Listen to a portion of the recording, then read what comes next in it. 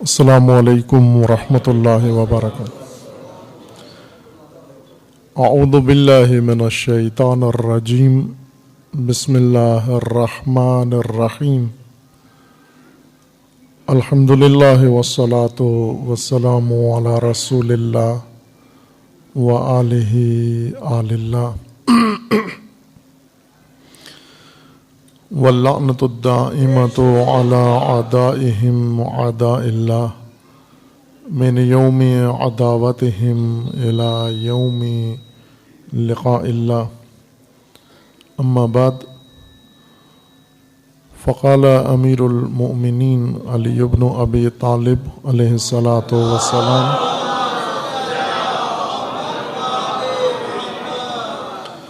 عجبت لمن یقنط ومعہ الاستغفار۔ درود پڑھیے محمد و آل محمد۔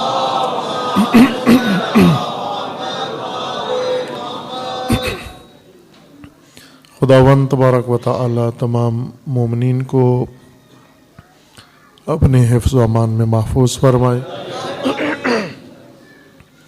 تمام مومنین کی حفظ و سلامتی کے لیے صلوات پڑھیے محمد و آل محمد۔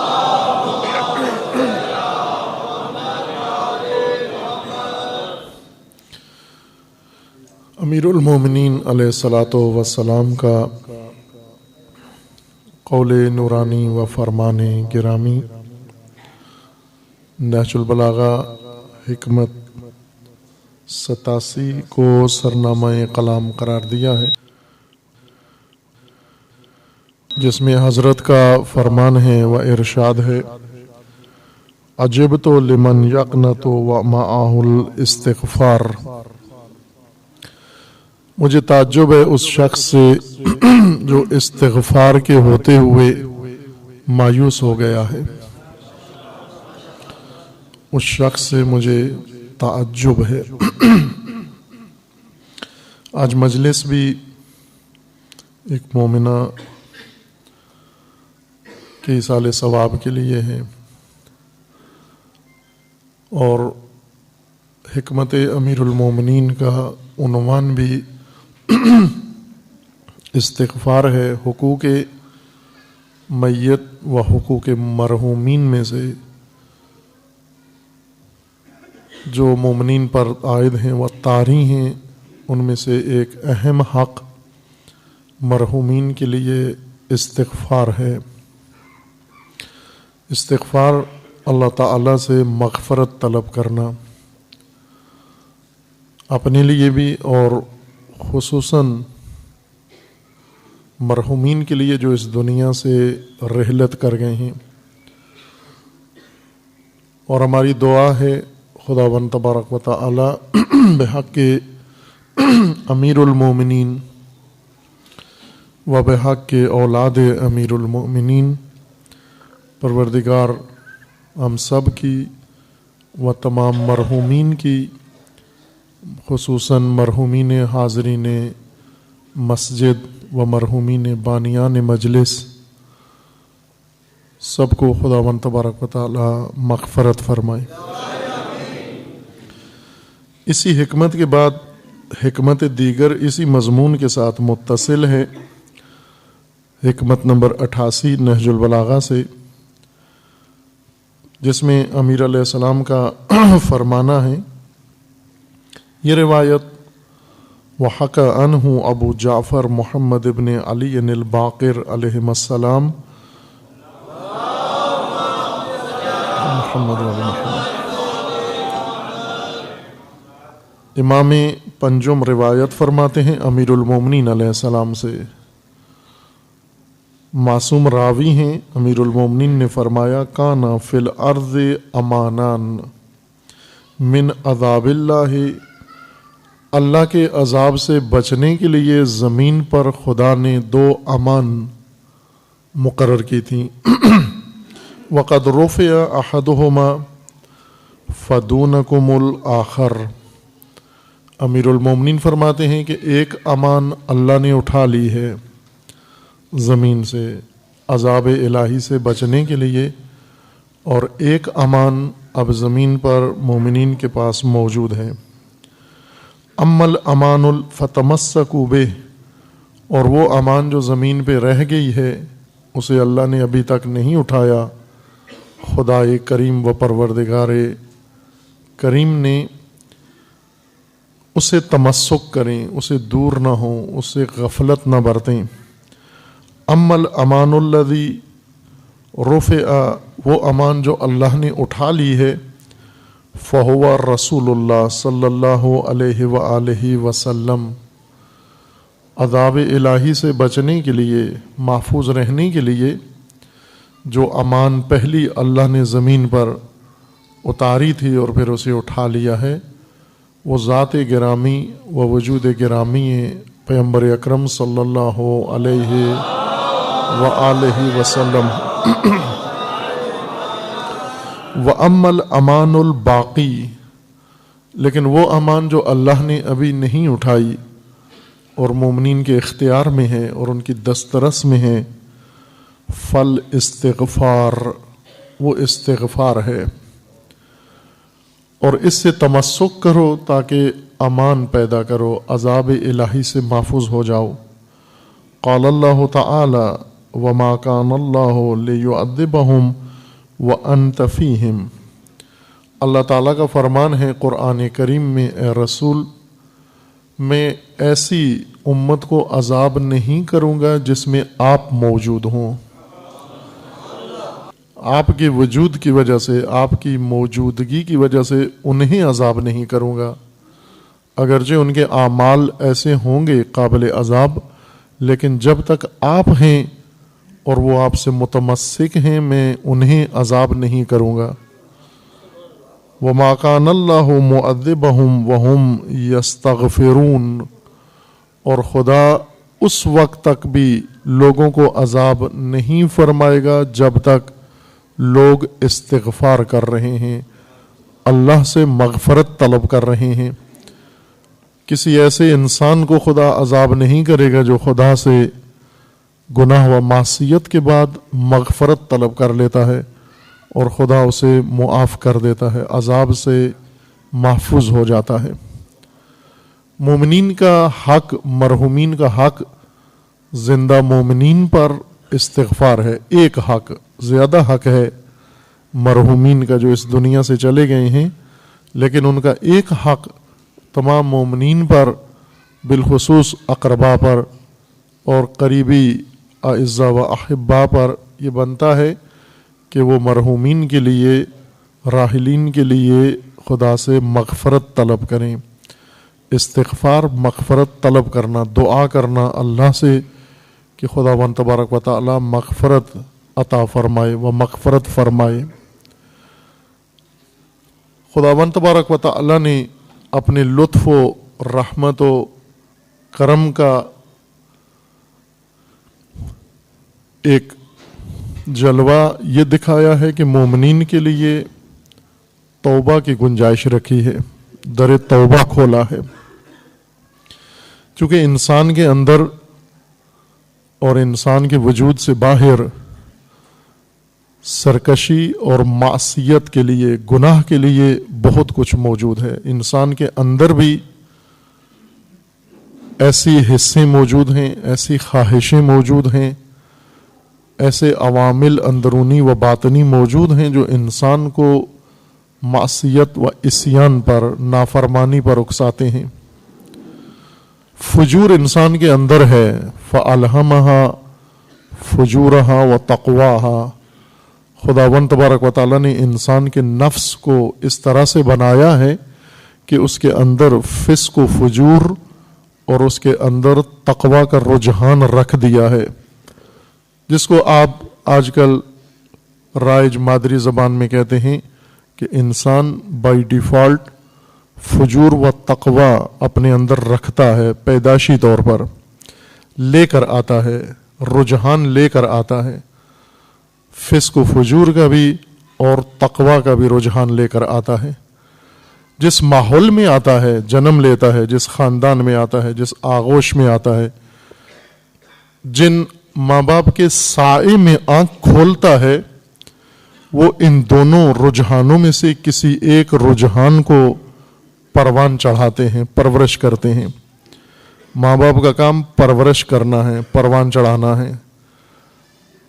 پروان چڑھانا صرف اس کے جسم کی پرورش نہیں کرتے، بلکہ اس کے اندر موجود رجحانات کی بھی پرورش کرتے ہیں، یا تقوی کی پرورش کرتے ہیں، یا فسق و فجور کی معاذ اللہ پرورش کرتے ہیں۔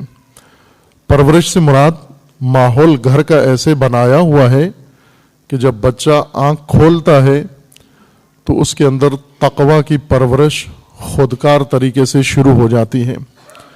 ماں باپ کا کردار، ماں باپ کی گفتار، ماں باپ کی رفتار، ماں باپ کا رویہ، ماں باپ کا حلیہ، بچہ در و دیوار پہ نگاہ ڈالتا ہے، ہر نگاہ اور ہر سماعت سے بچے کے تقوی کے رجحان میں قوت آ جاتی ہے۔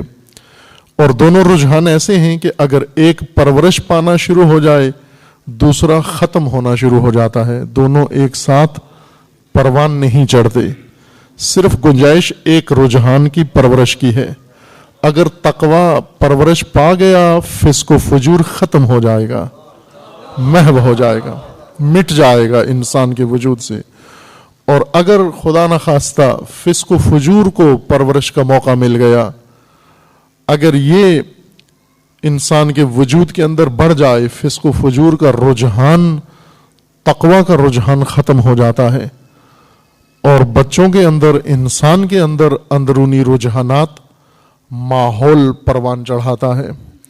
ماحول میں ہر چیز شامل ہے۔ ماحول میں ارد گرد رہنے والے سارے انسان ماحول کا حصہ ہیں۔ مثلا ایک خاندان کے اندر جب نعمت اولاد اللہ کی طرف سے آتی ہے، اس بچے کو ماحول ملتا ہے۔ ماحول سے مراد جتنے افراد ہیں اس خاندان کے اندر، وہ سب ماحول کا حصہ اور ماحول کا جز ہیں۔ ان افراد کے رویے ماحول کا حصہ ہیں، ان افراد کی شخصیات ماحول کا حصہ ہیں، ان افراد کی گفتگو ماحول کا حصہ ہے، ان افراد کا چال چلن ماحول کا حصہ ہے۔ اور اس کے علاوہ ماحول میں شامل افراد کے علاوہ اور ان کے کردار کے علاوہ اور ان کے رویوں کے علاوہ اور ان کی سوچوں کے علاوہ اشیاء ہیں جو اس ماحول کے اندر موجود ہیں۔ گھر ہے اور گھر میں موجود ہر چیز ماحول تشکیل دے رہی ہے، ماحول اس سے بنتا ہے۔ لوگ جو آتے جاتے ہیں، جن کے ساتھ اس خاندان کے تعلقات ہیں، جو مہمان آتے ہیں جن کے ساتھ تعلقات ہیں، جہاں پر یہ لوگ جاتے ہیں، یہ سب کے سب ماحول کا حصہ ہیں، اس محدود ماحول کا۔ اور بچوں کے یا انسان کے اندرونی رجحانات کی پرورش یہی افراد، یہی اشیاء اور یہی امور کرتے ہیں، یہی تعلقات پروان چڑھاتے ہیں بچوں کے یا انسانوں کے رجحانات کو۔ قرآن گواہی دے رہا ہے کہ اللہ نے انسان کے نفس کو بنایا، مستوی بنایا، وَنَفْسٍ وَمَا سَوَّاهَا۔ نفس کی قسم، اللہ نے اپنی مخلوق کی قسم کھائی ہے، نفس کو پیدا کیا ہے اور پھر اس کی قسم کھائی ہے، وَنَفْسٍ وَمَا سَوَّاهَا، نفس کی قسم اور نفس کے تسویے کی قسم، اس کی خلقت کی تکمیل کی قسم کہ اس نفس کو خدا نے مرحلہ تکمیل تک بنا دیا ہے۔ کس طرح تکمیل ہوا؟ فَأَلْهَمَهَا فُجُورَهَا وَتَقْوَاهَا، اس کے اندر خداوند تبارک و تعالیٰ نے فجور بھی رکھ دیا ہے اور تقوی بھی رکھ دیا ہے۔ قد افلح من زکاها، یہ تو اللہ نے رکھ دیا رجحان۔ انسان فلاح یافتہ وہ ہے، کامیاب انسان اور بامقصد انسان، اپنی مراد کو پانے والا انسان وہ ہے جس نے اس کو پروان چڑھا لیا۔ قد افلح من زکاها، جس نے اپنے نفس کے اندر تقوی کو بڑھا لیا، یہ انسان فلاح پا گیا۔ وقد خاب من دساها، اور جس نے اس کو مدفون کر دیا، تقوی کو دفن کر دیا اور فسق و فجور کا غبار اس کے اوپر ڈال دیا اور اس ملبے کے نیچے تقوی کو دبا دیا، قد خواب، ہلاک ہو گیا وہ انسان، تباہ ہو گیا وہ انسان، اپنے ہاتھ سے تباہ ہو گیا، اپنے ماحول سے تباہ ہو گیا، اپنے عمل سے تباہ ہو گیا، اپنوں نے مل کر اس کو تباہ کر دیا۔ وہ تمام انسان کی تباہی کے ذمہ دار ہیں جنہوں نے مل کر تقوی کے دفن کرنے کا ماحول بنایا ہے اور فسق و فجور کی پرورش کا ماحول بنایا ہے۔ اور آپ کو معلوم ہے کہ جب انسان پہنچے گا محشر میں، بارگاہ خدا میں، خداوند تبارک و تعالی ان لوگوں سے جو محشر میں پہنچیں گے ان سے سوال کرے گا، بِأَيِّ ذَنبٍ قُتِلَتْ، تیرا کیا گناہ تھا، تجھے کیوں مارا گیا ہے، کس جرم کے بدلے تجھے مارا گیا ہے۔ خوب یہی جوان لڑکیاں و لڑکے جو نعوذ باللہ فساد میں مبتلا ہیں، یہ جب اس دنیا سے تو چلے جائیں گے، محشر میں خدا کے پاس پہنچیں گے، ان فساد میں ڈوبی ہوئی لاشوں کو خدا پوچھے گا بیدار کر کے، جگا کے، زندہ کر کے، بِأَيِّ ذَنبٍ، تیرا کیا گناہ تھا کہ تیرے اندر تقوی کو دفن کر دیا گیا اور تیرے اندر فساد کو ابھار دیا گیا، تیری خواہشات کو جگا دیا گیا، تیری خواہشات کو موقع دیا گیا پرورش کا، لیکن تقوی دفن کر دیا گیا۔ بِأَيِّ ذَنبٍ قُتِلَتْ، تو کیوں ہلاک ہوا، تو کس کے ہاتھوں ہلاک ہوا؟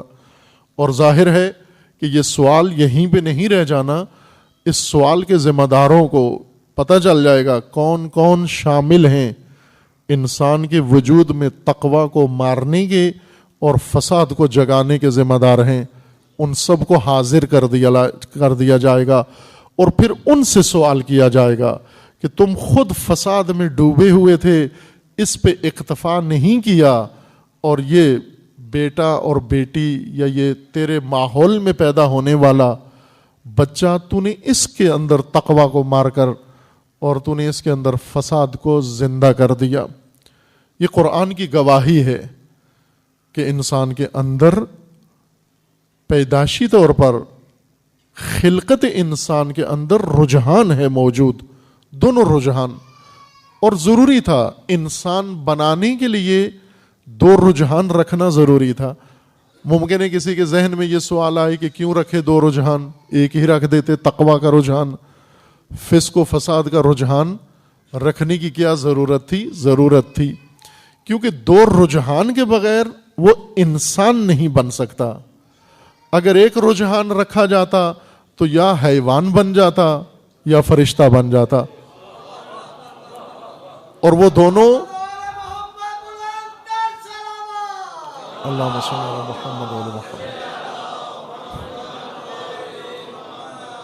اور وہ دونوں تو پہلے سے موجود تھے، حیوانات بھی موجود تھے اور فرشتے بھی موجود تھے، بلکہ دونوں حیران تھے، حیوانات بھی حیران تھے کہ یہ کیا بنایا جا رہا ہے، اور فرشتے بھی چین بے جبیں تھے کہ یہ کیا بنایا جا رہا ہے، اسے کیوں خلق کیا جا رہا ہے۔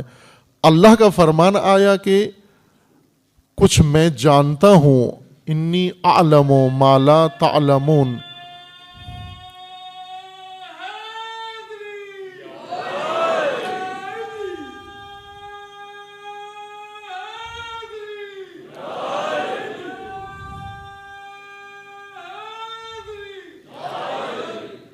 یہ خطاب آیا کہ میں کچھ جانتا ہوں جو تم نہیں جانتے۔ انسان بنتا ہی دو رجحانات سے ہے، دو متضاد رجحانوں سے انسان تشکیل پاتا ہے۔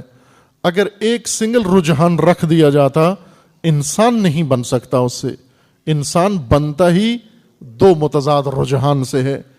اس لیے انسان کے اندر رجحان موجود ہے اور باہر سے ایسے اسباب و عوامل موجود ہیں جو انسان کو اکساتے ہیں، معصیت رحمان پر اکساتے ہیں، گناہ پر اکساتے ہیں، نافرمانی پر اکساتے ہیں، راہ خدا سے دور لے جاتے ہیں، اللہ سے دور لے جاتے ہیں۔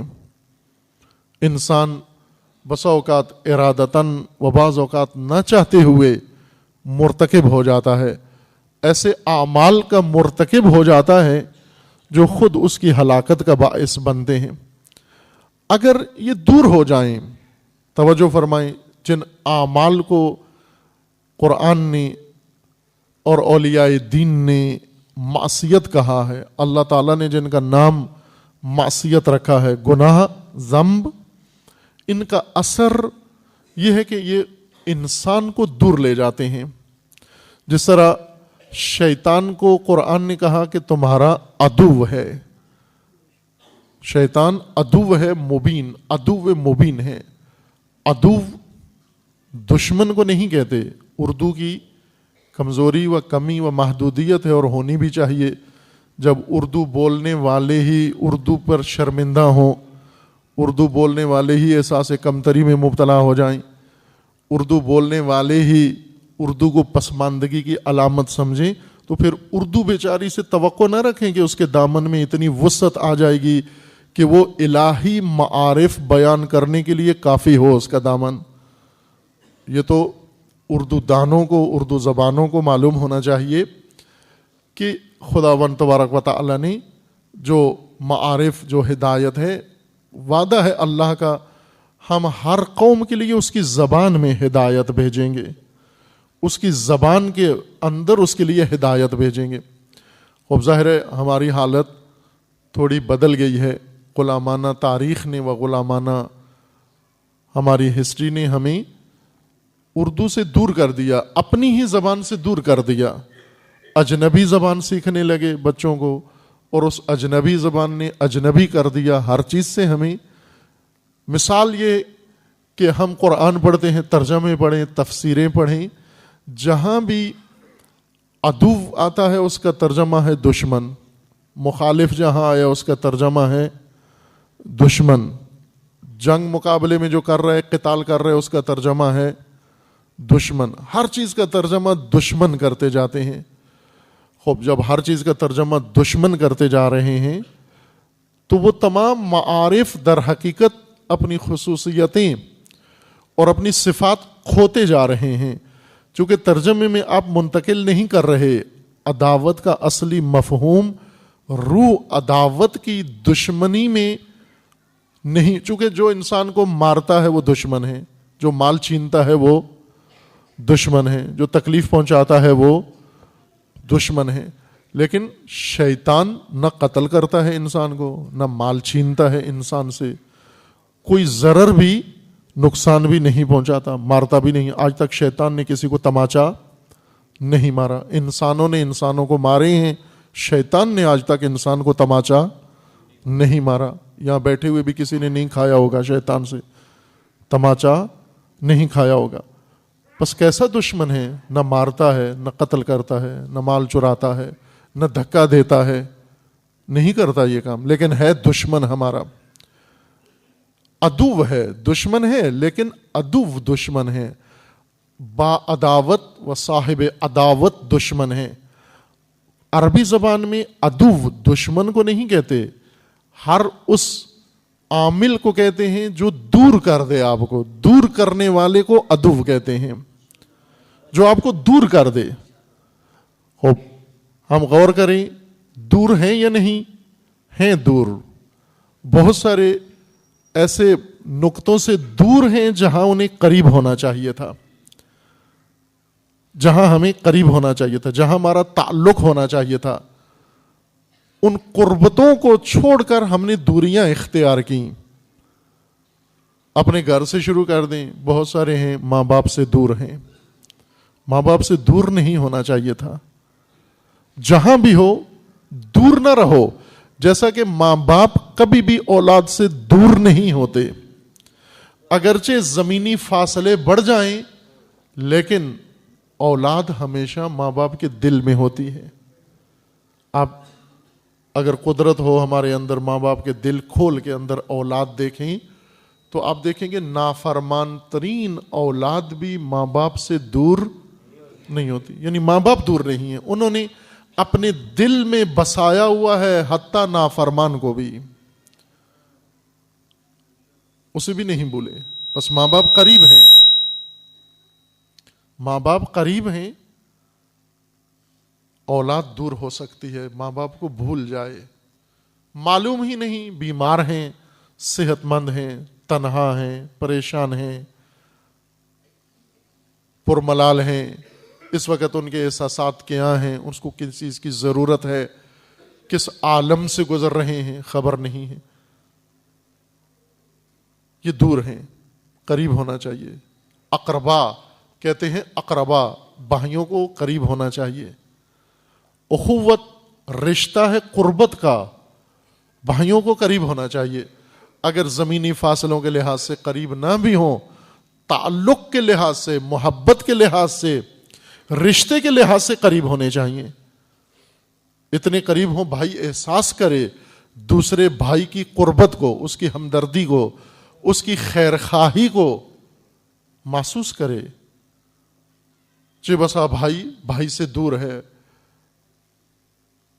دوست قریب ہونا چاہیے، دوست بھی قربت کا رشتہ ہے، رفاقت، صدیق و رفیق و قرین قربت سے پیدا ہوتا ہے، قریب ہو، اگرچہ زمینی فاصلے کے لحاظ سے کسی اور شہر یا کسی اور ملک میں رہ رہا ہو، لیکن قلبی تعلق کے لحاظ سے تمہارے قریب ہو۔ قرب کی علامت یہ ہوتی ہے کہ اگر انسان کو درد محسوس ہو وہ بھی حس کرتا ہے، جہاں بھی ہو اسے محسوس ہو جاتا ہے کہ میرا دوست، میرا بھائی، میرے والدین تکلیف میں ہیں۔ قرب کا ایک اثر یہ ہے۔ کچھ مقامات ایسے ہیں جن کے ہمیں قریب ہونا چاہیے، قربت سے ہی رشتہ قائم رہتا ہے۔ قریب رہیں، خداوند تبارک و تعالی نے آپ کو پیدا کیا اور حکم دیا قریب رہیں۔ کس کے قریب رہیں؟ اللہ کی طرف سے مقرر اولیاء کے قریب رہیں۔ ولایت کا نام قربت ہے، قربت کا عنوان ولایت ہے۔ تولا قربت کو کہتے ہیں، تبرع دوری کو کہتے ہیں۔ اگر جس کے آپ قریب ہیں اس کے متولی ہیں، جس سے دور ہیں اس سے متبرئی ہیں۔ کتنے لوگ ہیں ماں باپ سے متبرئی ہیں، تبرع کر رہے ہیں ماں باپ پر، جن کا ماں باپ سے کوئی رشتہ نہیں رہا، تعلق نہیں رہا، حال احوال نہیں پوچھتے، یہی تو تبرع ہے۔ تبرع مجلس میں بلند آواز سے لان تان کو تبرع نہیں کہتے، تبرع دوری کو کہتے ہیں، بیزاری کو کہتے ہیں۔ ان اللہ بری من المشرکین ورسولہ، مشرکوں سے خدا بری ہے، لا تعلق ہے، مشرکوں سے خدا دور ہے۔ اپنی رحمت کو خدا نے مشرکوں سے دور کر لیا، رسول اللہ نے دور کر لیا۔ دور ہیں ہم ان ہستیوں سے جن کے قریب ہونا چاہیے۔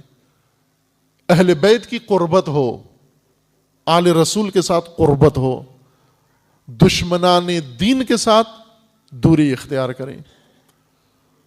دشمنوں سے دور ہوں، دشمن خدا سے دور ہوں آپ، دشمن رسول اللہ سے دور ہوں آپ، دشمن دین سے دور ہوں، دشمن قرآن سے دور ہوں، اور دشمن آل رسول سے دور ہوں۔ اس دوری کا حکم ہے، یہ دین ہے، یہ قربتیں اور یہ دوریاں دین ہیں، اسی کو دین کہتے ہیں۔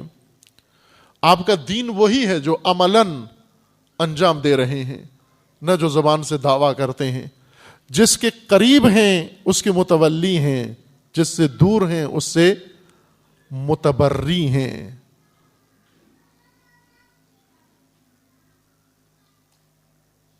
اور سب سے اہم ترین قربت اللہ کی ہے، خالق کی قربت۔ عبادت اسی عمل کو کہتے ہیں جس میں قربت شامل ہو، قرب کے لیے ہو، قربتاً اللہ۔ جو بھی قربتاً اللہ ہو وہ عبادت ہے۔ جو کام کریں آپ قربتاً اللہ، اللہ کے قربت کے لیے یہ کام کر رہا ہوں، وہ عبادت کہلاتی ہے، وہی بندگی ہے۔ قرب خدا کے لیے جو کام کریں آپ، نماز پڑھتے ہیں قربتاً اللہ، عبادتیں کرتے ہیں قربتاً اللہ، بہت سارے اچھے کام مومنین کرتے ہیں، اس میں نیت قربت بھول جاتے ہیں۔ نیت قربت بھول جاتے ہیں۔ ایک روایت میں ہے کہ یہی مرحومین جو اس دنیا سے رخصت ہو جاتے ہیں اور عالم برزخ میں، عالم انتظار میں، عالم قبر میں ہیں۔ عالم قبر اور مٹی کی قبر الگ الگ دو مقام ہیں۔ مٹی کی قبر میں انسان کی مٹی کا جسم ہوتا ہے، خود انسان عالم قبر میں ہے۔ جس طرح لباس گھر میں ہے، مرحوم جو لباس پہنتے تھے وہ کہاں ہیں؟ وہ گھر میں پڑا ہوا الماری میں ہے، لباس ان کا گھر میں ہے، جوتا ان کا گھر میں ہے، ان کے استعمال کی ساری چیزیں آپ کے گھر میں ہیں۔ جسد ان کا مٹی کی قبر لحد میں ہے، اس کو لحد کہتے ہیں۔ صحیح عنوان اس کے لیے قبر نہیں بلکہ لحد ہے۔ قبر عالم قبر ہے جہاں پر روح انسان ہے، جہاں نفس انسان ہے، جہاں خود انسان ہے، وہ عالم قبر کہلاتا ہے۔ عالم برزخ بھی اس کو کہتے ہیں، چونکہ نہ دنیا جیسا ہے نہ آخرت جیسا ہے، آخرت کی طرح بھی نہیں اور دنیا کی طرح بھی نہیں ہے، اس وجہ سے اس کو برزخ کہتے ہیں۔ برزخ میں مرحوم مومن و مومنہ منتظر ہیں، عمل نہیں کر سکتے، نامہ عمل کھلا ہوا ہے، عمل نہیں کر سکتے، نامہ عمل کھلا ہوا ہے۔ وہ کیا مشکل تو نہیں سمجھ رہے آپ کہ اگر آپ کا امتحان لیا جائے، امتحانی پیپر آپ کے ہاتھ میں ہو، لکھنے کی اجازت نہ ہو آپ کو، مشکل میں ہے یا نہیں؟ آپ لکھ نہیں سکتے کچھ بھی، لیکن پیپر آپ نے، خالی پیپر آپ کے سامنے ہے، پیپر آپ نے بھرنا ہے۔ جب تک آپ پیپر نہیں لکھو گے، پرچہ نہیں لکھو گے، آپ پاس نہیں ہوں گے۔ اب اگر میں نے لکھنا ہے پرچہ تو لکھنے دیں، مجھے لکھنے کی اجازت نہیں ہے۔ جب ٹائم اوور ہو جاتا ہے امتحان کا، پیپر خالی رہتا ہے اور پاس نہیں ہوتا انسان۔ ایسے میں یہ اعمال، یہ مجلس، قرآن پڑھنا، صدقہ دینا، استغفار کرنا، اس کی مشکل یہ چیزیں حل کرتی ہیں۔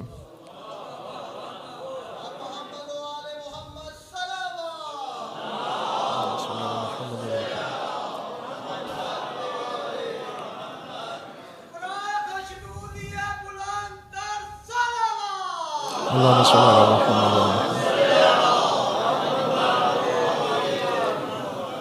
نامہ عمل کھلا ہوا ہے لیکن عمل کی اجازت نہیں ہے، اور جب تک یہ نامہ عمل مکمل نہیں ہوگا، عالم برزخ اور عالم قبر میں رہو گے، آخرت میں منتقل نہیں ہو سکتے۔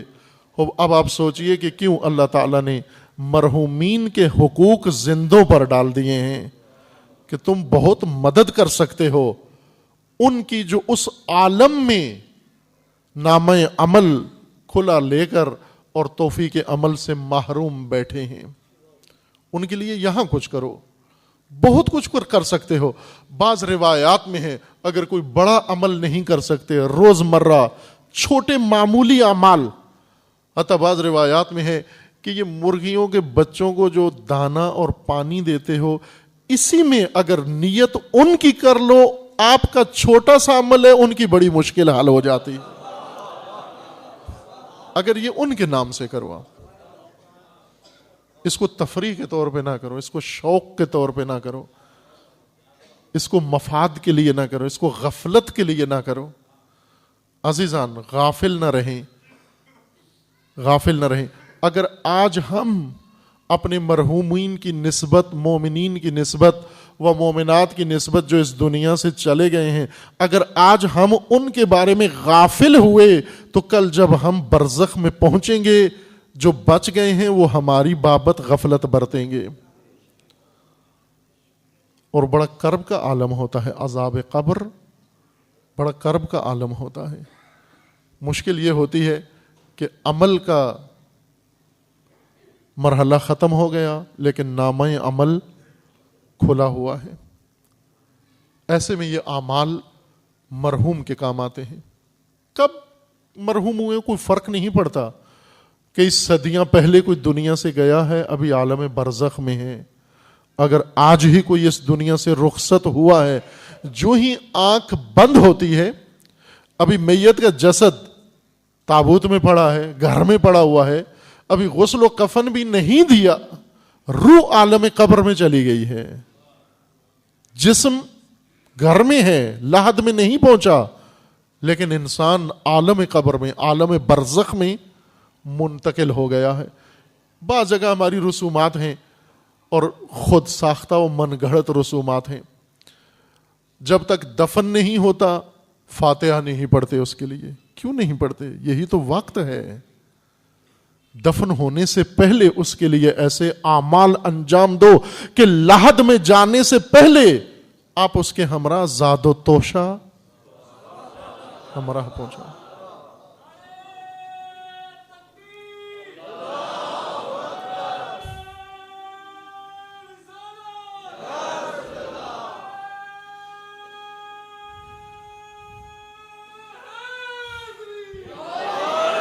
آپ کوشش کرو اس مرحوم کے لیے،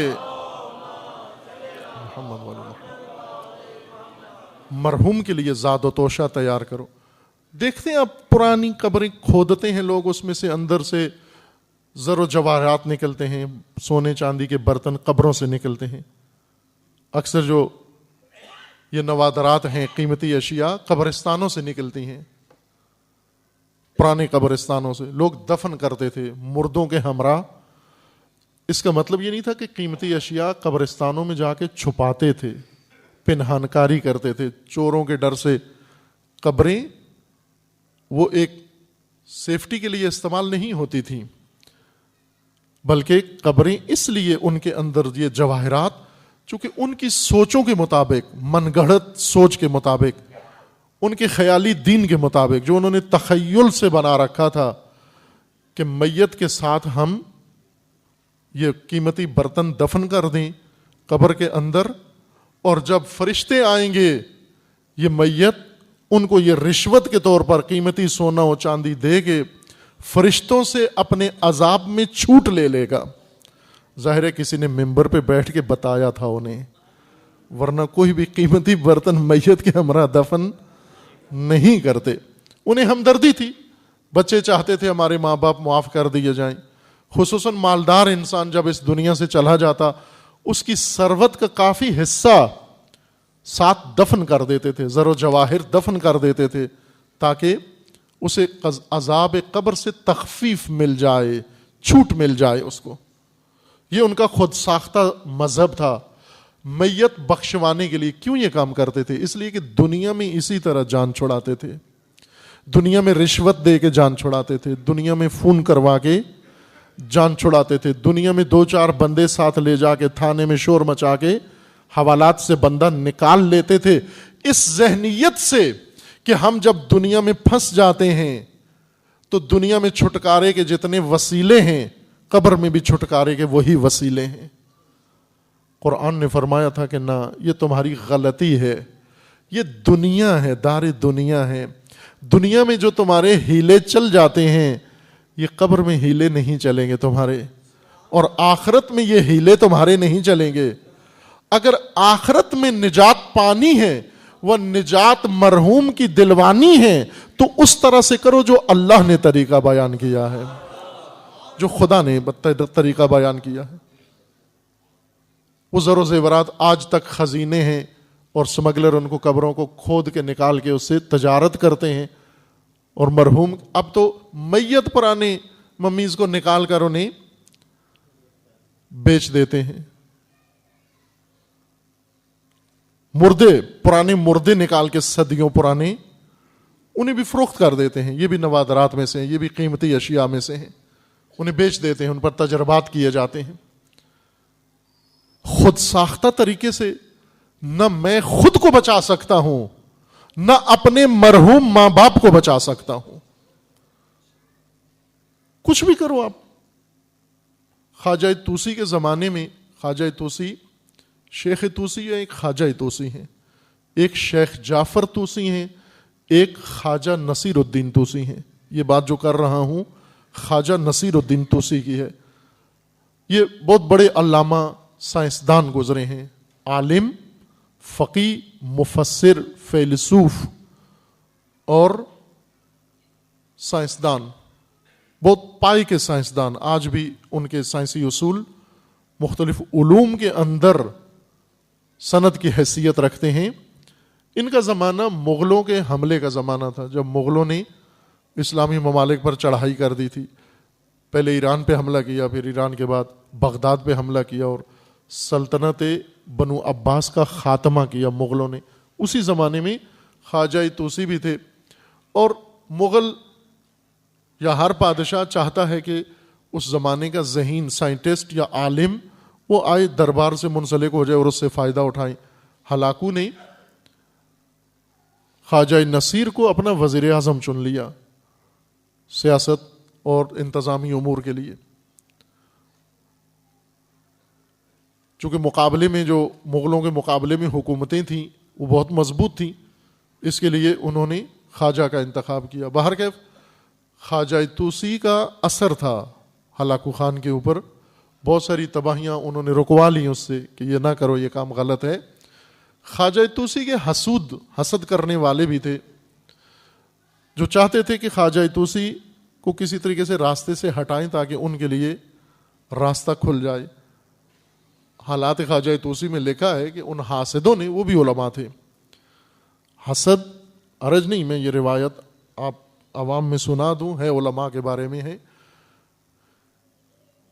کہ خدا نے حسد کے 10 حصے بنائے ہیں، 9 حصے مکمل علماء میں تقسیم کیے ہیں، 10واں حصہ پوری خلقت میں تقسیم کیا ہے، اس میں بھی ان کو شامل کی ہے۔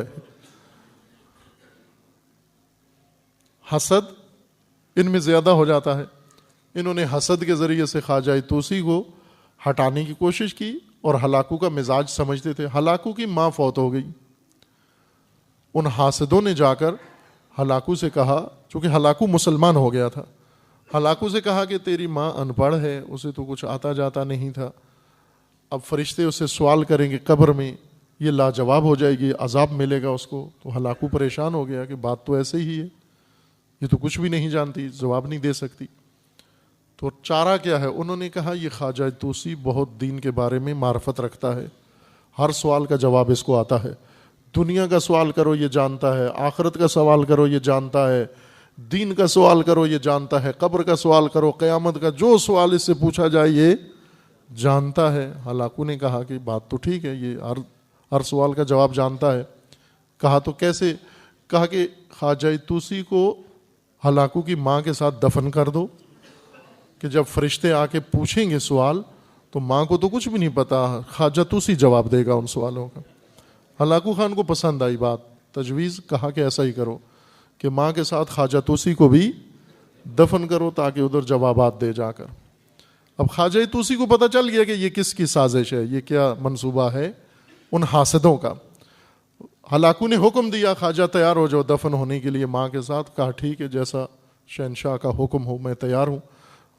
وہ لوگ بھی حیران ہوئے کہ یہ کیسے تیار ہو گئے دفن ہونے کے لیے، اچھا خاصا سمجھدار آدمی ہے۔ باہر کے وہ تیار ہو گئے، انہوں نے کہا ٹھیک ہے میں نے بھی دفن ہونا ہے۔ جب دفن کا موقع آیا تو خواجہ طوسی نے ہلاکو سے کہا کہ میں تو حاضر ہوں آپ کی ماں کے ساتھ دفن ہونے کے لیے اور ان کی مشکل حل کرنے کے لیے، لیکن تم یہ نہیں سمجھتے کہ کل کو تمہیں بھی دفن ہونا ہے، تمہیں بھی مرنا ہے؟ اور ماں نے تو کچھ کیا ہی نہیں تھا، بیچاری گھر میں رہتی تھی، تم نے جو کچھ کیا ہے اس کے سوال تو زیادہ سخت ہوں گے۔ اب آپ جب قبر میں جاؤ گے تو آپ کے سوالوں کا کون جواب دے گا ادھر؟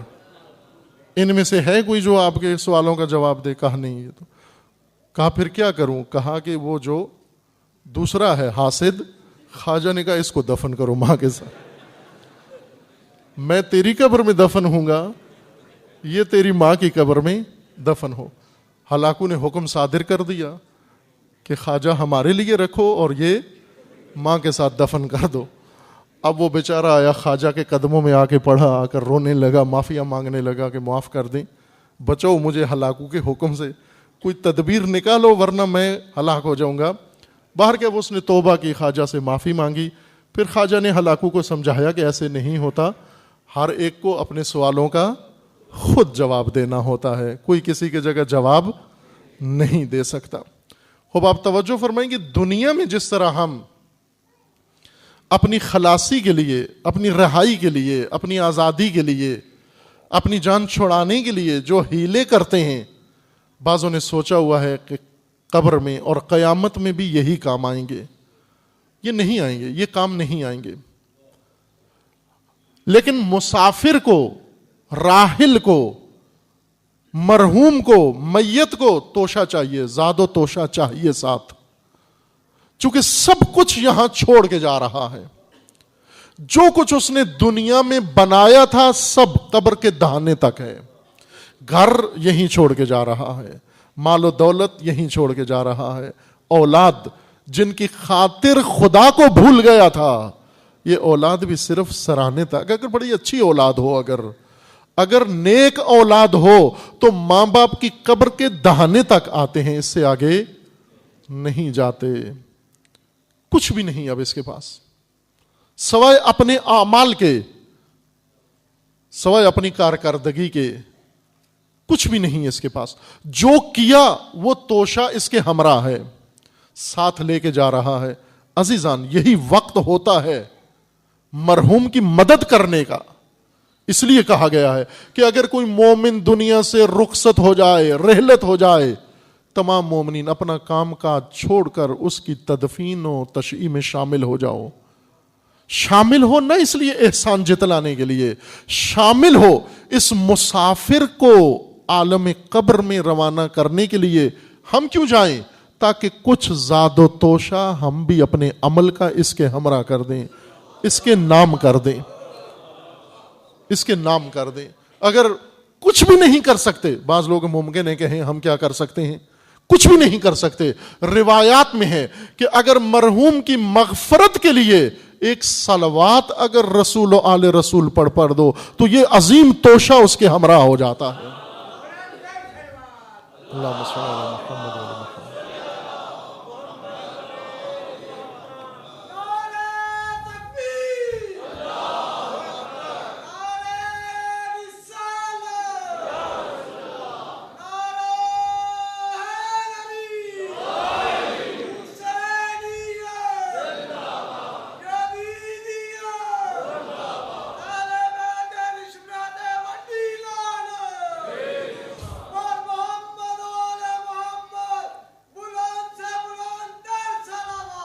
اللہم صل علی محمد و علی محمد.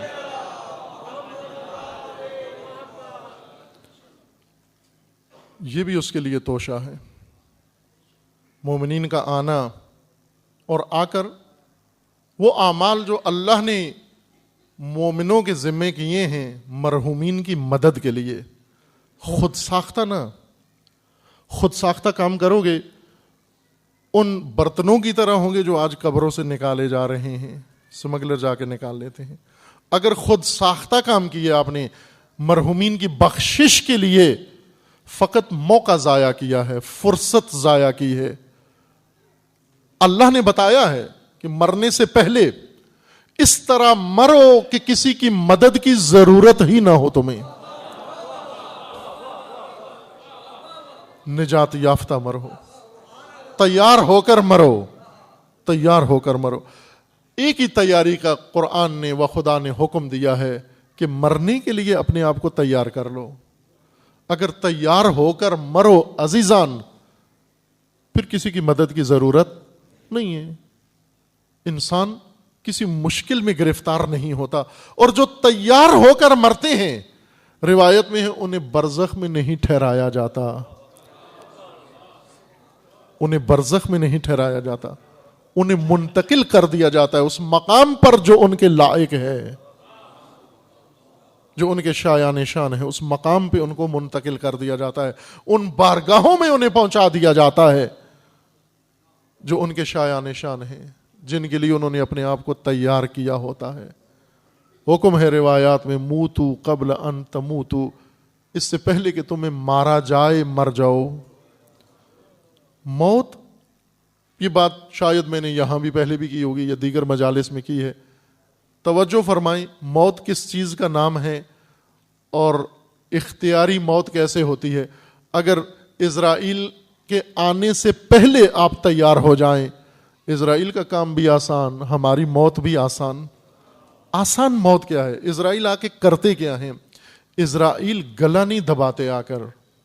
قبض روح کا مطلب یہ نہیں ہوتا کہ گلا دبانا، گلا دبانا قبض روح نہیں ہے، دم گھٹنا قبض روح نہیں ہے۔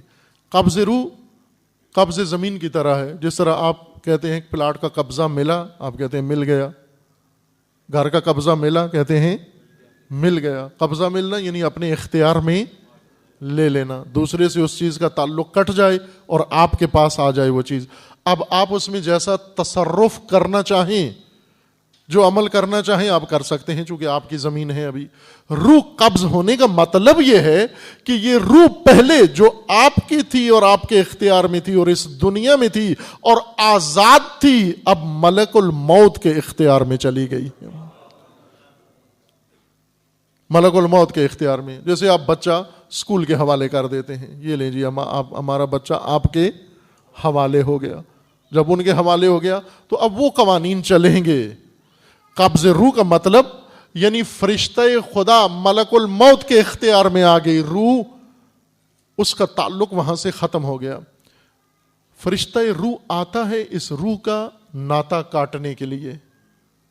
مثال اس کی عموماً میں دیتا ہوں، اچھی مومن سمجھ جاتے ہیں اس سے۔ جس طرح انسان پیدا ہوتا ہے، ماں سے پیدا ہوتا ہے، پیدائش کے بعد سب سے پہلا کام دائیا یا ڈاکٹر کے کرتے ہیں، اس کی ناف کاٹ دیتے ہیں۔ ناف وہ رگ ہے جس کے ذریعے سے بچہ رحم، عالم رحم، دنیا رحم سے جڑا ہوا ہوتا ہے، مربوط ہوتا ہے، اس سے لے رہا ہوتا ہے۔ اس رگ کا نام ناف ہوتا ہے۔ اگر پیدا ہو گیا، اب اس دنیا میں آ گیا، رحم کی دنیا سے اس دنیا میں منتقل ہو گیا، تو انتقال کے لیے ضروری ہے کہ اس دنیا کے ساتھ جڑی ہوئی رگ کو کاٹ دو، ورنہ اس دنیا میں زندہ نہیں رہ سکتا۔ وہ ناطے سارے کاٹ دو، وہ ناطا کاٹ دیا جاتا ہے، منتقل ہو جاتا ہے۔ موت بھی انتقال ہے، مرنا بھی انتقال ہے۔ انسانوں نے اس دنیا سے اپنی ناف اور رگ بہت جوڑ رکھی ہے، ایک نہیں ہزار ہزار رگیں اپنی دنیا میں جوڑی ہوئی ہیں۔ فرشتہ موت آ کر یہی رگیں کاٹتا ہے، یہی تعلق کاٹتا ہے دنیا سے۔ جو بنایا ہے دنیا کے اندر، وہ آ کر اس کے تعلق کو کاٹتا جاتا ہے۔ اب جن کے تعلق بہت شدید ہیں ان کی موت بڑی کربناک ہوتی ہے۔ جنہوں نے دنیا سے بڑے شدید تعلق، بڑے گہرے تعلق اور کثیر تعلق جوڑ رکھے ہیں، فرشتہ کاٹتا جاتا ہے، یہ تکلیف میں برداشت کرتے جاتے ہیں۔ لیکن جو فرشتے کے آنے سے پہلے سارے تعلقات توڑ کے بیٹھے ہوئے ہیں، جس سے تعلق کاٹنا تھا کاٹ دیا، جس سے تعلق جوڑنا تھا جوڑ لیا۔ فرشتہ موت آتا ہے فقط کس کے لیے؟ توفی کے لیے، توفی کے لیے آتا ہے۔ توفی یعنی تو چل میرے ساتھ، تو مہمان ہے، تو وفد ہے خدا کا، آ چل تجھے میں خدا کے ہاں لے جاؤں۔ اور اس وقت اللہ کا فرمان فرشتوں کو ہوتا ہے، اے فرشتوں جس کی خلقت پہ چی و جبیں تھے، دیکھو یہ مہمان آ رہا ہے۔ ہر اس چیز سے اس نے تعلق کاٹ لیا جس سے اس کا تعلق نہیں ہونا چاہیے تھا، تاکہ اپنے اللہ سے اس کا تعلق جڑ جائے۔ یہ موت ہے۔ موت سے پہلے مرنا، اپنے تعلقات ختم کر لو، جس سے تعلقات ختم کرنے ہیں۔ تعلق دل کا، نہ کہ بات چیت ختم کر دو، آنا جانا چھوڑ دو، سادہ لوہی نہ دکھانا، بات کو نقطے کو پائیں۔ یہ نہیں ہے کہ جی آج سے میں نے بہن بھائیوں سے تعلق چھوڑ دیے، بیوی بچوں سے تعلق چھوڑ دیے، سسرال سے تعلق چھوڑ دیے، ادارے نہیں جانا، مارکیٹ نہیں جانا، دکان پہ نہیں جانا، کمانا نہیں ہے۔ یہ نہیں ہے مراد۔ تعلق یعنی ہر وہ چیز جس نے آپ کے دل کو قبضے میں کیا ہوا ہے، اس کو دل سے نکال دو۔ موت کے لیے تیار ہیں، اور ایسی موت جس میں کوئی تمہیں نقصان اور ضرر نہیں ہوگا۔ فرشتہ کتنی آرام سے انسان مومن کی روح کو لے کر بارگاہ خدا میں پہنچ جاتا ہے۔ توشہ چاہیے، زاد و توشہ چاہیے. اس زاد و توشہ کے لیے امیر المومنین فرماتے ہیں ایک سب سے بڑا زاد و توشہ انسان کے عمل کے بعد، عمل سب سے پہلا زاد و توشہ اپنی کارکردگی. اچھا یہی ہوتا ہے کہ انسان اپنے ہاتھ کا کمایا ہوا کھائے، دوسرے کے دسترخوان پہ بیٹھا ہوا اچھا نہیں لگتا اچھا. عزیزان من، بارگاہ خدا میں جاؤ، یہ نہ ہو کہ خیراتی عمل ہمارے لیے دوسرے عمل کریں اور ان عمل کا فائدہ قبر میں ہمیں پہنچے. یہ خیراتی عمل ہیں، یہ دوسروں کے عمل ہیں، میرے کام آ رہے ہیں. فخر نہیں کر سکتے، سر بلند نہیں کر سکتے. جس طرح کسی کے دسترخوان پہ بیٹھ کے کھا رہے ہو، کھانا کسی کا ہے، غذا کسی کی ہے، پیٹ آپ کا ہے، یہ کوئی فخریہ بات نہیں ہے. اپنا دست رنج، اپنا خون پسینہ، اپنی کارکردگی، اگر دوسرے نے حلوہ پکا کے دیا ہے اور اپنا ساگ ہے تو انسان کو یہ ساگ کھا لینا چاہیے، اس میں زیادہ لذت ہے. کیوں؟ کہ یہ میرے اپنی کمائی ہے، میری اپنی محنت ہے. دوسرے کے حلوے مانڈے کوئی اہمیت نہیں رکھتے اس خشک روٹی کے مقابلے میں جو انسان نے خود کمائی ہے. اگر انسان نے خوددار بنے. علامہ اقبال کے بقول کہ اللہ کے سامنے بھی جائیں تو بھی خوددار بنے. اے پروردگار، تو نے مجھے پیدا کیا، تو نے مجھے صلاحیتیں دی، تو نے مجھے عقل دی، تو نے مجھے شعور دیا، تو نے مجھے توفیق دی، تو نے مجھے اعضاء و جوارح دیے، تو نے مجھے سب کچھ دیا. تیری نعمتوں سے میں نے جو کارکردگی دکھائی، یہی کارکردگی بارگاہ میں پیش کر رہا ہوں. اگر قابل قبول ہو جائے، لیکن کیا شرمندگی نہیں ہوگی کہ اے پروردگار میں تو کچھ بھی نہیں لایا، بعد میں مومنین نے اگر میرے لیے کچھ کر دیا تو میری نجات ہو جائے گی. خوددار بنے، آخرت میں بھی خوددار بنے. مرنے سے پہلے، موت سے پہلے تیاری کر کے مریں تاکہ مومنین کے اعمال آپ کے لیے فضیلت و رفعت درجات کا باعث بنے، نہ بخشش کا باعث بنے، بلندی درجات کا باعث بنے. یہ پہلا کام ہے، اپنی کارکردگی، اپنا عمل. چونکہ دیکھا بھی یہی جائے گا. خود کیا کیا ہے، آپ نے کیا کیا ہے، یہ نہیں دیکھا جائے گا. آپ کے پڑوسی نے آپ کے لیے کیا کیا ہے، خود آپ نے کیا کیا ہے. دیکھنے کا قرآن نے خوبصورت، وقت نہیں میں اشارہ کر رہا ہوں، یہ بات دوسری جگہ پر تفصیل سے بیان کی ہے کسی اور موقع پہ. قرآن کریم میں اللہ تعالیٰ کا فرمانا ہے، انسان کو کہا جائے گا ادھر آؤ، ہا امو، آؤ ادھر آؤ، اقرؤ کتابیہ، اپنی کتاب پڑھو، نامہ عمل پڑھو. اب انسان دیکھے گا کہاں ہے میرا نامہ عمل، کہاں پہ پڑھوں. حکم ہوگا کفا بنفسک علیک حسیبا. اپنی کتاب پڑھنے کے لیے کہیں سے کوئی فائل، کاغذ نہیں آئے گی، کاغذ کی فائل نہیں آئے گی. اپنی کتاب پڑھنے کے لیے کافی ہے اپنے نفس پہ نگاہ کر، اپنے وجود پہ نگاہ کر، سب کچھ وہاں درج ہے. مسقال ذرہ عمل تیرا خیر و شر تیرے وجود کے اندر محفوظ اور درج ہے. پڑھنا چاہتا ہے یہاں پہ پڑھ لے تو. پہلا توشہ، زاد و توشہ اپنا عمل ہے. دوسرا زاد و توشہ امیر المومنین علیہ السلام فرماتے ہیں توبہ.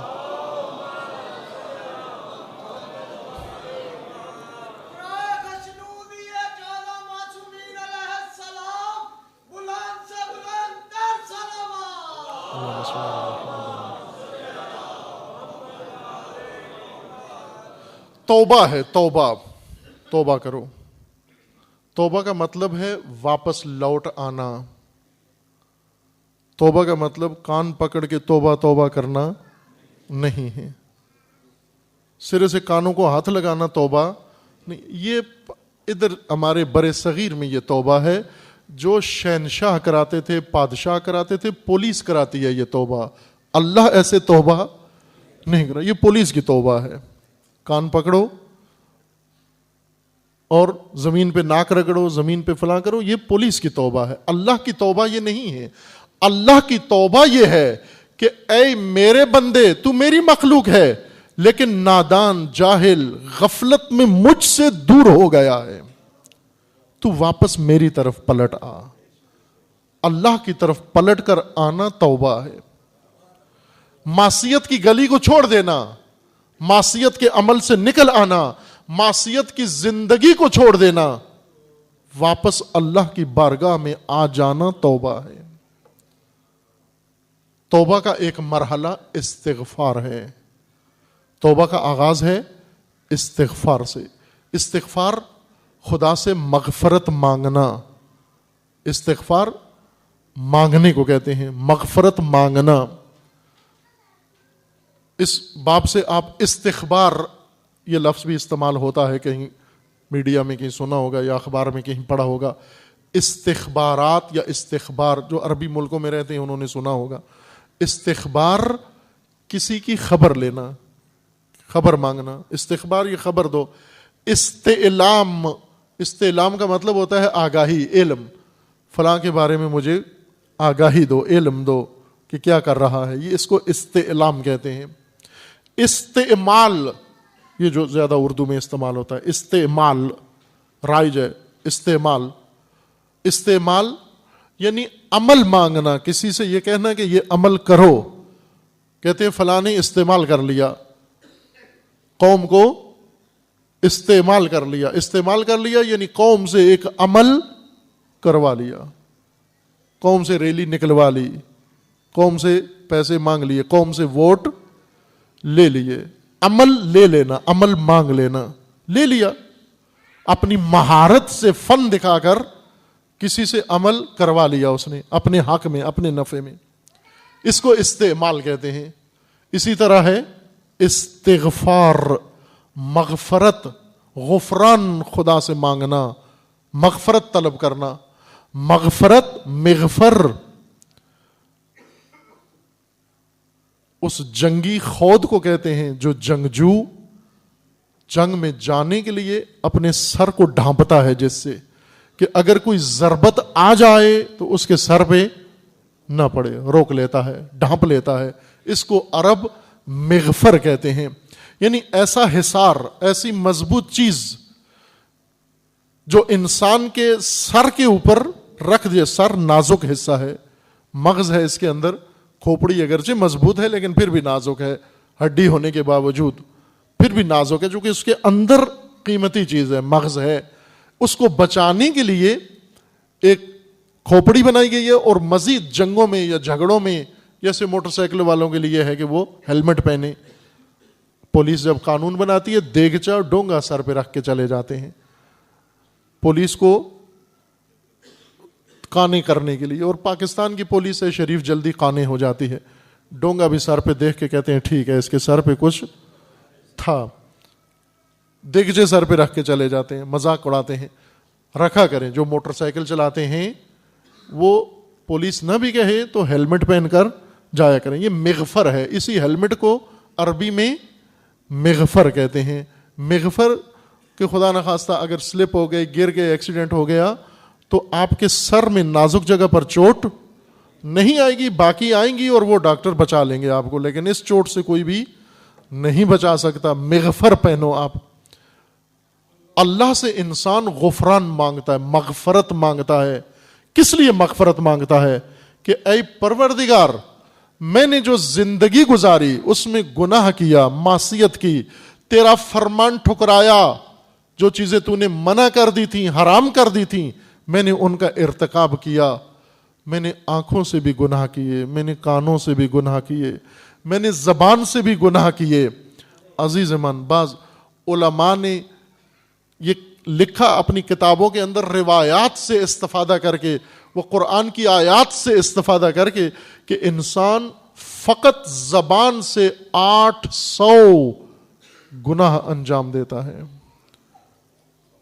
800 قسم کے گناہ، نہ کہ ایک ہی گناہ بار بار 800 دفعہ.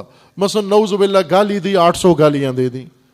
نہ، یہ 800 نہیں ہے، یہ ایک گناہ ہے. گالی دینا ایک گناہ ہے، تہمت لگانا ایک گناہ ہے غیبت کرنا، ایک گناہ ہے راز فاش کرنا، ایک گناہ ہے، یہ الگ الگ گناہ، 800 گناہ انسان صرف زبان سے انجام دیتا ہے.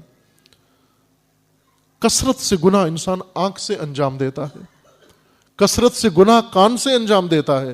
جتنے حواس اللہ نے نعمت کے طور پر بندگی کے لیے دیے تھے، ہم نے ان سب کو معصیت میں استعمال کیا. خدا نے آنکھیں دی تھی میری آیات دیکھو، خدا نے کان دیے تھے میری آیات سنو، خدا نے زبان دی تھی میری آیات پڑھو، واعظ و نصیحت کرو، اطاعت کرو. لیکن ہر ایک عضو سے ہزاروں گناہ انجام دے کر اب چارہ کیا، اب نجات کیا ہے؟ توبہ. توبہ تو کر لی، عالم معصیت سے نکل آیا، دار گناہ سے باہر آ گیا، واپس اللہ کی طرف آ گیا. لیکن جو کیا تھا وہ تو ابھی باقی ہے، وہ تو ختم نہیں ہوا، وہ میرے وجود کے اندر ہے، وہ میرے نفس کے اندر ہے، وہ میری ذات کے اندر ہے. اس کا کیا بنے گا؟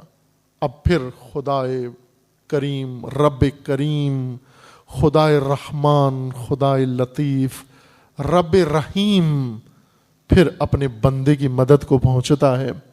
کیا کرتا ہے کہ اے بندہ میں نے تجھے معاف کر دیا، عفو کر دیا.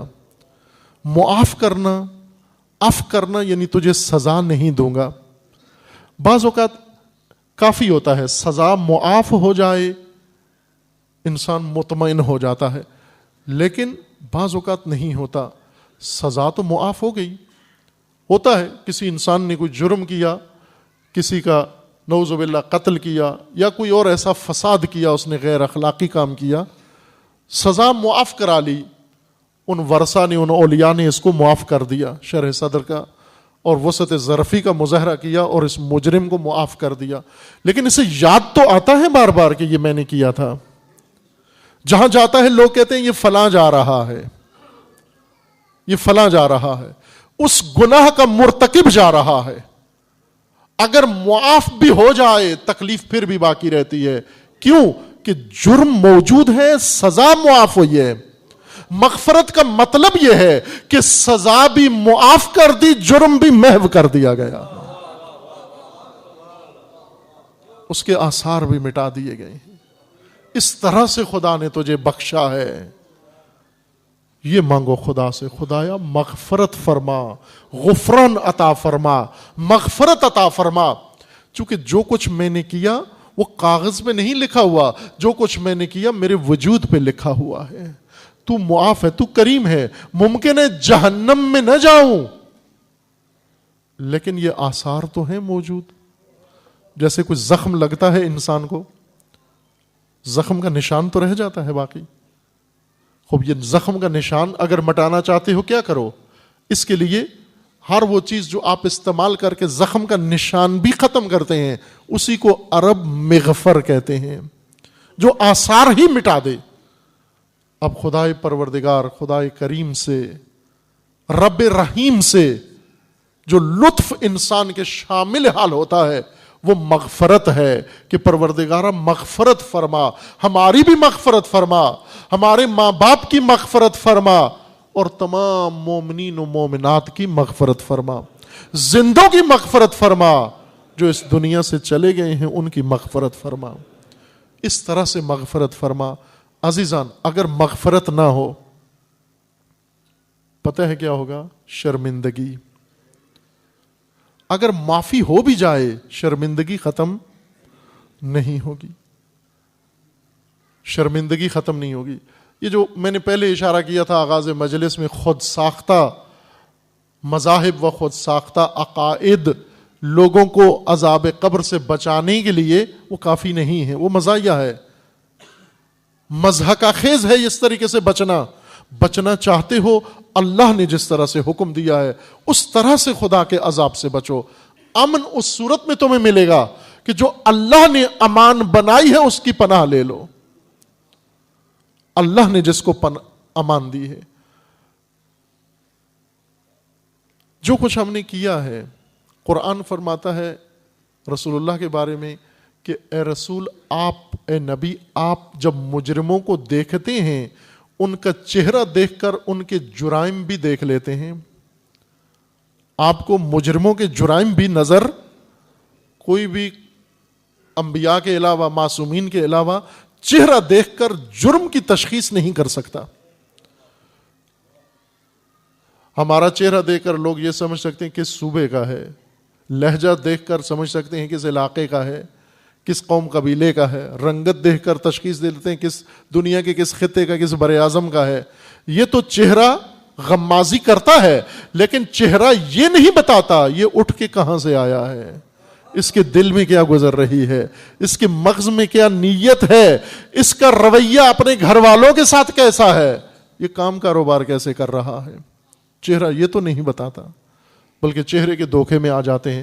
بعض اپنا بڑا مومنانہ چہرہ بناتے ہیں، دیکھنے والے سمجھتے بڑا مومن انسان ہے، لیکن وہ مومن ہوتا؟ رسول اللہ کو فرمان ہے اللہ کا، اے رسول آپ کو اللہ نے یہ نور عطا کیا ہے کہ جب مجرم کا چہرہ دیکھتے ہیں اس کا جرم بھی سمجھ جاتے ہیں، یہ کہاں سے اٹھ کے آیا ہے۔ عزیز من، تو کیا محشر میں ہم نے حاضر نہیں ہونا رسول اللہ کے سامنے؟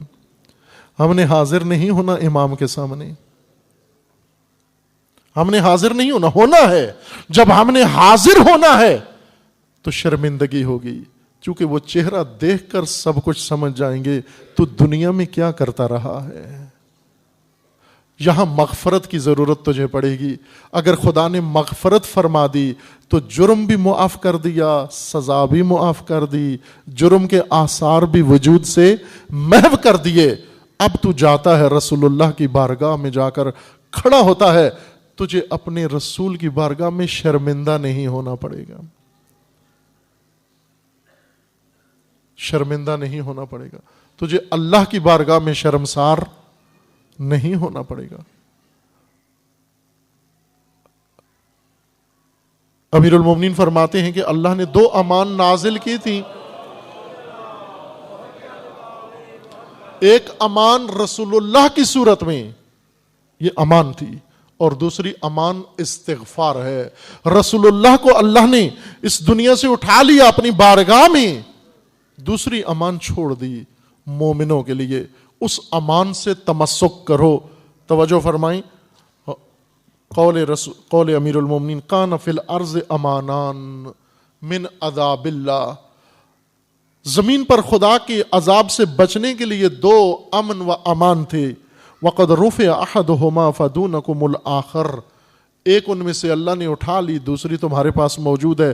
فتمسکوا بہ، اس سے تمسک کرو، دوسری امان سے تمسک کرو۔ اما الامان الذی رفع فہو رسول اللہ، جس امان کو اللہ نے اٹھا لیا وہ وجود مقدس رسول اللہ ہے۔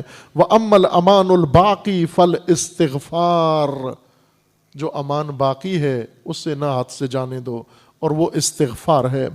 قال اللہ تعالی وما كان اللہ لیعذبہم وانت فیہم، اے رسول جس امت میں، قوم میں آپ ہوں گے ہم انہیں عذاب نہیں کریں گے اگر انہوں نے آپ سے تمسک کیا۔ نہ کہ صرف آپ کی موجودگی کافی ہے ایک محلے کے اندر اور اس محلے والے سارے بخشے جائیں گے، نہ، شرط تمسک ہے۔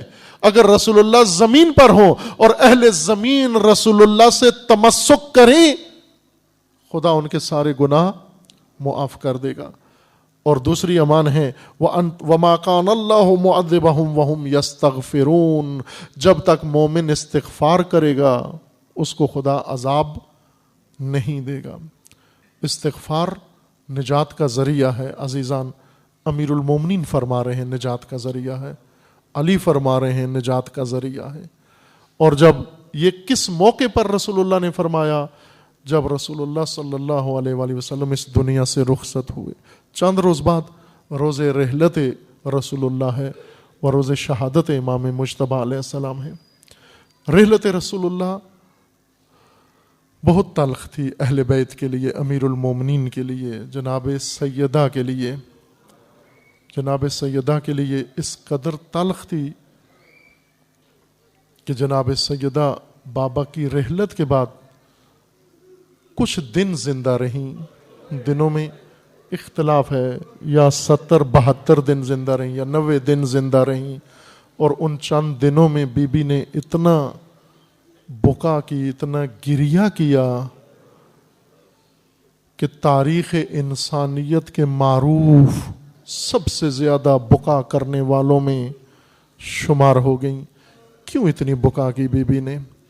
عزیز من، اس لیے کہ جو تعلق سیدہ کا بابا سے تھا وہ اس طرح کا تعلق تھا کہ بی بی جب رسول اللہ تشریف فرما ہوتے تھے، بی بی جاتی محضر رسول اللہ میں، تو بی بی کے ملنے کا ایک خاص انداز تھا، خصوصاً جب بی بی دکھیا ہو جاتی، غمگین ہو جاتی، غم زدہ ہو جاتی اور رسول اللہ تشریف لے جاتے یا بی بی آتی بارگاہ رسول اللہ میں۔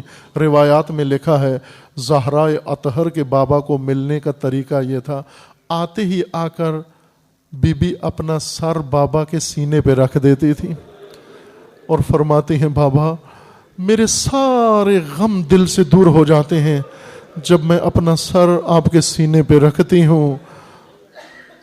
کئی دفعہ ایسا ہوا زہرا روتی ہوئی آئیں، سینہ رسول اللہ پہ سر رکھا، مسکراتی ہوئی بارگاہ رسالت سے رخصت ہوئیں۔ اس قدر سکون ملتا تھا جناب سیدہ کو، اور وہ امان سیدہ کی آج دنیا سے اٹھ گئی۔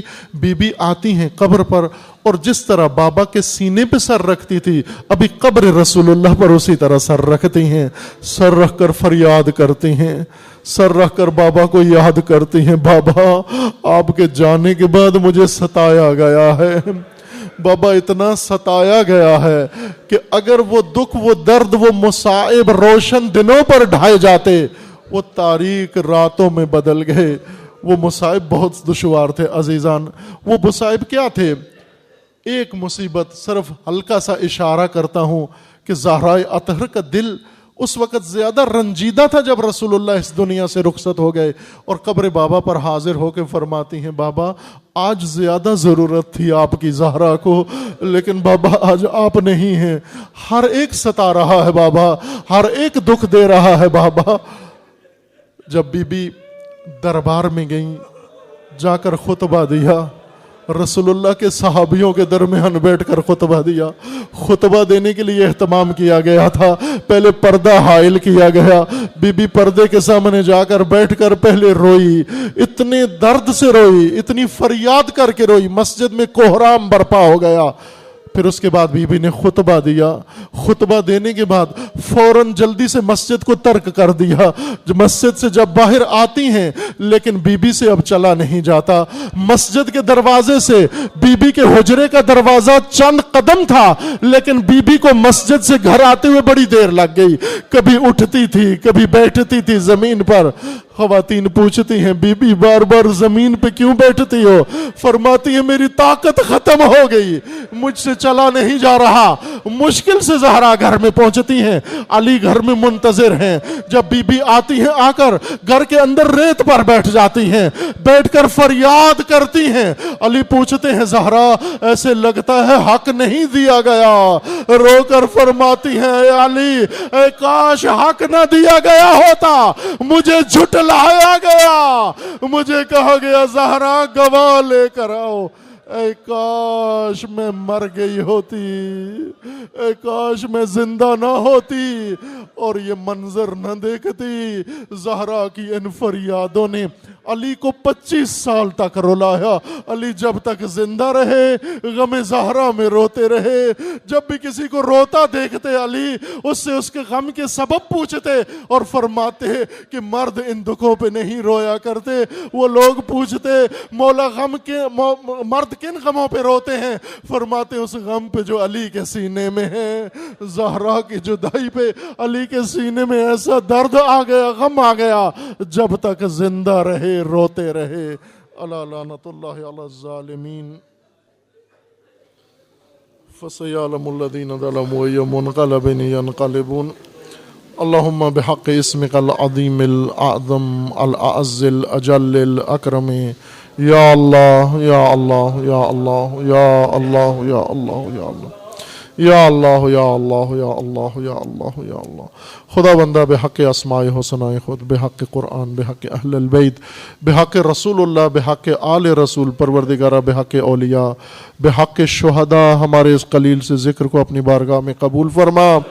مومنین کے اخلاص و خلوص کو شرف قبولیت عطا فرما، جو مومنین اس دنیا سے رحلت کر کے انہیں جوار رحمت میں مقام نصیب فرما، مومنین سب کے گناہ صغیرہ و کبیرہ کو معاف فرما، ہمارے والدین کے گناہ صغیرہ و کبیرہ کو معاف فرما، پروردگارہ بانیان مجلس حاضرین مجلس کے مرحومین کے گناہ صغیرہ و کبیرہ کو معاف فرما، پروردگارہ جس مرحومہ کے ایصال ثواب کے لیے مجلس برپا ہے اس خاندان کے جملہ مرحومین کی مغفرت فرما، انہیں جنت اعلیٰ میں مقام نصیب فرما، جو مریض ہیں علیل ہے انہیں شفاء کاملہ نصیب فرما، جو کسی مشکل و مصیبت میں گرفتار ہیں ان کے تمام مسائل و مشکلات کو برطرف فرما، جو بے اولاد ہیں انہیں نیک اور صالح اولاد نصیب فرما، جو صاحب اولاد ہیں ان کی اولاد کو ہر شر و بلیہ سے محفوظ فرما، پروردگارہ جو بے روزگار ہیں انہیں رزق حلال نصیب فرما، خدا بندہ بحق محمد و آل محمد جو مقروض ہیں اپنے خزائن غیبیہ سے ان کے قرض ادا فرما، جو مومن کسی مشکل و مصیبت میں گرفتار ہے ان کے تمام مسائل و مشکلات کو برطرف فرما،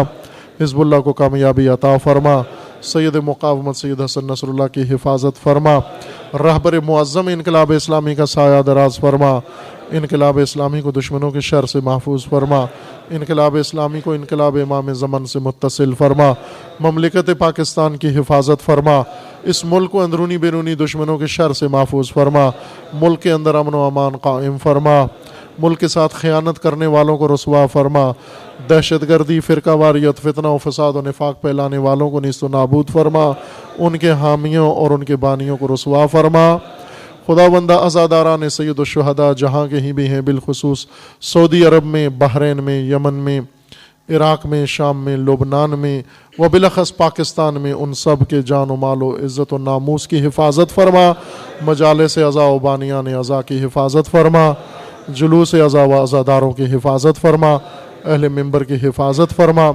علماء کرام مقامات مقدسہ کی حفاظت فرما، اپنے ولی حق ولی اللہ العظم اجل اللہ تعالی فرج و شریف کا جلد از جلد ظہور فرما، ہمیں حضرت کے اعوان و انصار میں سے ہونے کی توفیق عطا فرما، تمام مرحومین کے لیے، بالخصوص شہداء کے لیے، مرحومین حاضرین مجلس بانیان کے لیے، اور جس مرحومہ کے ایصال ثواب کے لیے مجلس ہے وہ شہداء اسلام و امام شہداء حضرت امام خمینی کے لیے سورہ فاتحہ۔ بسم اللہ الرحمن الرحیم، الحمد للہ رب العالمین، الرحمن الرحیم، مالک یوم الدین، ایاک نعبد و ایاک نستعین، اہدنا الصراط المستقیم، صراط الذین انعمت علیہم غیر المغضوب علیہم ولا الضالین، اللہم تقبل منا انک انت السمیع العلیم برحمتک یا ارحم الراحمین۔